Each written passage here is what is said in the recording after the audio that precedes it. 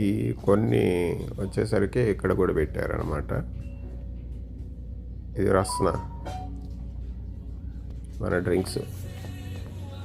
ఇవి స్టీల్ పాత్రలు, కుక్కర్లు.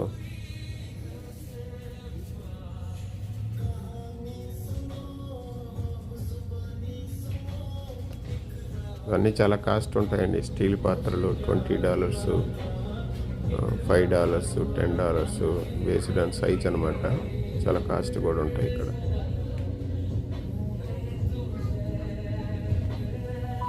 చూడండి, హార్లిక్స్, బోర్నవిటా, మన ఇండియన్ బ్రాండ్స్, ఇండియాలో ఉండే అన్నీ ఇక్కడ ఉంటాయి అన్నమాట.